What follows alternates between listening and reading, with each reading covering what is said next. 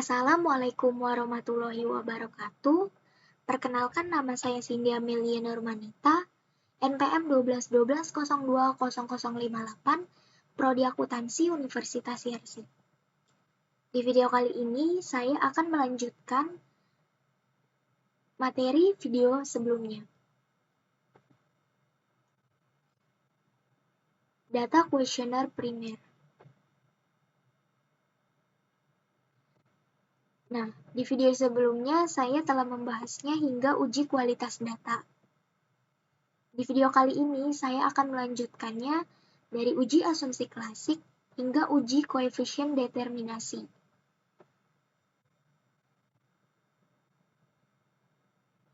Uji asumsi klasik. Uji asumsi klasik ini dilakukan terhadap model regresi yang digunakan dalam penelitian untuk menguji baik atau tidaknya model regresi tersebut. Dalam penelitian ini, uji asumsi klasik digunakan untuk menguji bahwa analisis regresi bebas dari asumsi klasik seperti normalitas, multikolonialitas, dan heteroskedastisitas. Yang pertama ada uji normalitas. Uji normalitas ini bertujuan untuk menguji apakah dalam model regresi variabel pengganggu atau residual memiliki distribusi normal atau tidak. Yang kedua ada uji multikolonialitas, bertujuan untuk menguji apakah pada model regresi ditemukan adanya korelasi antar variabel bebas atau independen. Yang ketiga ada uji heteroskedastisitas. Nah, uji heteroskedastisitas ini adalah untuk mengetahui apakah dalam model regresi terhadap kesamaan varians dari residual suatu pengamatan ke pengamatan lainnya. Next, ada uji hipotesis.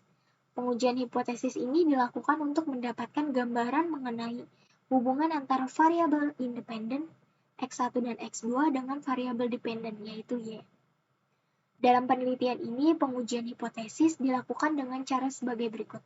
Yang pertama ada analisis regresi linear berganda, yang kedua ada pengujian parsial atau uji statistik T, dan pengujian simultan atau uji statistik F. Yang ketiga ada uji koefisien determinasi. Nah, uji regresi linear berganda.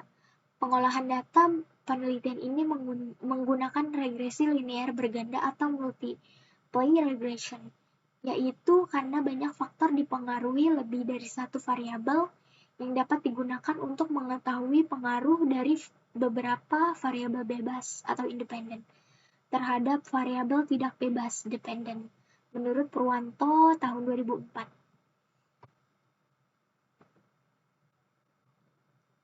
Nah, yang selanjutnya ada pengujian simultan uji statistik F. Menurut Ghazali pada tahun 2016, menyatakan bahwa pada dasarnya uji statistik F ini menunjukkan apakah semua variabel independen yang dimasukkan dalam model mempunyai pengaruh secara simultan atau bersamaan terhadap variabel dependen. Nah, selanjutnya ada pengujian parsial atau uji statistik T. Uji signifikan T ini digunakan untuk mengetahui pengaruh secara parsial atau berhubungan variabel independen terhadap variabel dependen. Dan yang terakhir ada uji koefisien determinasi. Koefisien determinasi atau R-square ini pada intinya adalah untuk mengetahui seberapa jauh kemampuan model dalam menerangkan variansi variabel dependen. Nilai koefisien determinasi ini adalah antara 0 dan 1.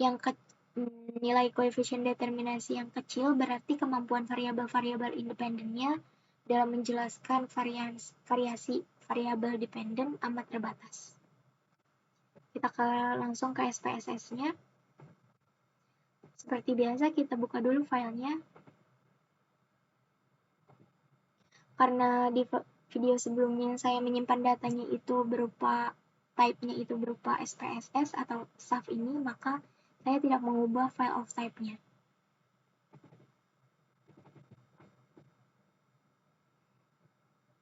Di sini datanya sudah muncul. Kemarin saya sudah mentotalkan antara BO1 hingga BO6 ini dan MO1 hingga MO5 dan WO1 hingga WO7. Nah, di sini sudah ada totalnya, total B, total M, total W. Jadi masing-masing total tersebut. Jika sudah mentotalkannya, maka kita langsung saja klik Analyze, yang pilih Regression, Linear. Nah, untuk variabel dependentnya ini kita masukkan yang total W. Untuk variabel independennya kita masukkan yang B, total B dan total M. Kita klik statistik, kita checklist yang collinearity diagnostic, kita ke plots. Untuk yang variabel Y-nya ini kita masukkan receipt, untuk variabel X-nya kita masukkan spread.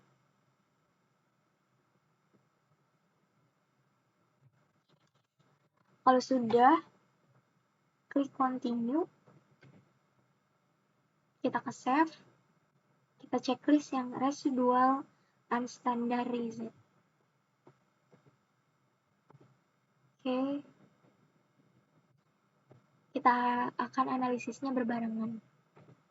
Kita klik analyze, klik yang non-parametric test, legasi dialog, one sample KS. Untuk tes variabel listnya ini kita masukin yang unstandarized. Klik OK. Nah, di sini datanya sudah muncul. Kita akan analisis satu persatu. Yang pertama, kita uji normalitas. Pengujiannya ini dilakukan dengan melihat nilai asumsi signifikan totality-nya. Apabila asumsi signifikan totality-nya itu lebih besar daripada 0,05, maka ia dikatakan normal. Sebaliknya, jika asumsi signifikan totality-nya itu lebih kecil daripada 0,05, maka ia dianggap tidak normal pada tabel one sample Kolmogorov-Smirnov. Di sini one sample Kolmogorov-Smirnov test. Di sini asumsi signifikan totality-nya itu 0,074, yang artinya ia lebih besar daripada 0,05. Dapat kita simpulkan bahwa uji normalitasnya ini di sini normal. Selanjutnya ke uji multikolonialitas. Pengujiannya dilakukan dengan melihat nilai tolerance value-nya atau VIF-nya pada tabel collinearity statistik. Nah, apabila toleransi value-nya ini lebih besar daripada 0,1 atau VIF-nya itu lebih kecil daripada 10, maka dapat dikatakan tidak terjadi multikolonialitas. Sebaliknya, jika toleransi value-nya ini lebih kecil daripada 0,1 atau VIF-nya ini lebih besar daripada 10, maka dikatakan terjadi multikolonialitas.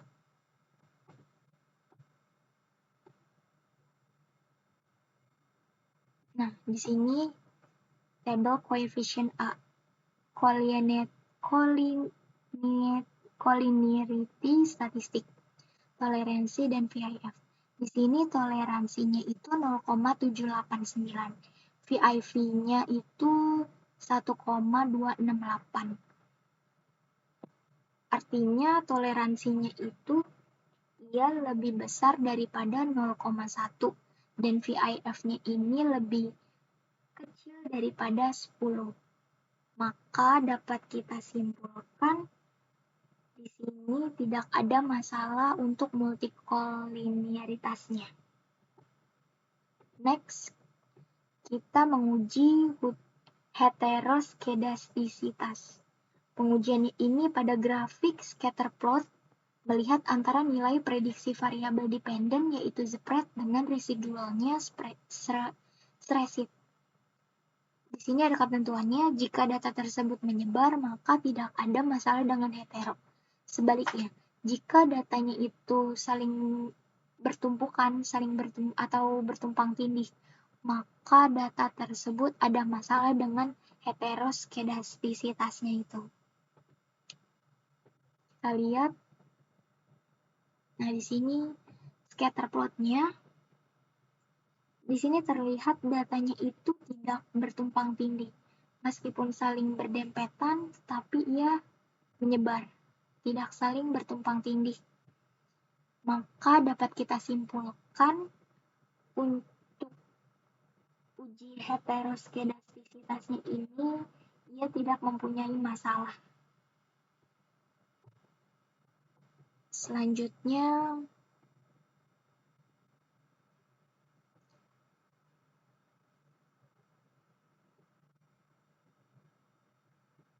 pengujian simultan atau uji statistik F.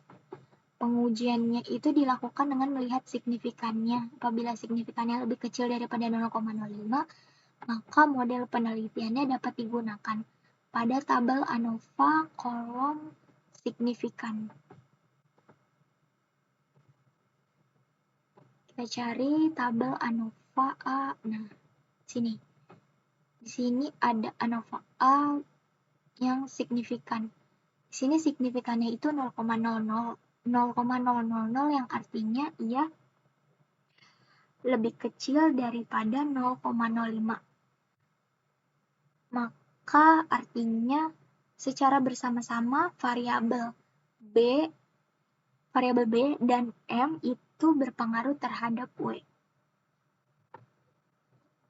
Next, kita ke pengujian parsial uji statistik T. Pengujiannya ini dilakukan dengan melihat nilai signifikannya. Apabila signifikannya lebih kecil daripada 0,05, maka variabel bebasnya ini berpengaruh signifikan terhadap variabel terkait pada tabel koefisien pada kolom signifikan. Oke, kita cari tabel koefisien A. Nah, ini dia. Tabelnya ini sama dengan tadi uji multikolonialitas. Namun untuk uji multikolonialitas ini tadi kita ujinya ini koloniality statistik yang toleransi dan VIV. Namun untuk yang uji T ini kita melihatnya di signifikan T dan unstandardized coefficient yang B. Di sini untuk signifikannya itu 0,000 yang artinya ia lebih kecil daripada 0,05. Maka dapat dikatakan ia berpengaruh terhadap W. M dan B-nya ini, variabel M dan B-nya ini berpengaruh terhadap W. Nah, untuk yang B-nya ini, di sini apabila ia ada tanda min, maka ia dinyatakan negatif. Namun karena di sini tidak ada, maka ia dinyatakan positif. Maka logikanya seperti ini. Untuk yang B itu semakin tinggi kemandiriannya, semakin tinggi kemandirian belajarnya, maka semakin besar juga prestasinya. Untuk yang B itu semakin tinggi kemandirian belajarnya, maka semakin besar juga prestasinya. Untuk yang M, semakin tinggi motivasinya, semakin besar juga prestasinya. Next, yang terakhir kita menguji koefisien determinasi. Pengujiannya pada tabel model summary pada kolom R². Kita cari kolom model summary. Nah, ini dia. Sini nggak menjajal. Nah, pada R². Di sini 0,542. Nah, kalau dipersenkan itu jadinya 54,2%. Berarti pengaruh variabel M dan B itu terhadap W sebesar 54,2%. Sisanya itu 45,8%. Nah, untuk sisanya ini yang 45,8% itu dipengaruhi variabel lain yang tidak diteliti oleh penelitian ini. Oke. Sekian untuk video kali ini, kurang lebihnya mohon maaf. Wabillahi taufiq wal hidayah. Wassalamualaikum warahmatullahi wabarakatuh.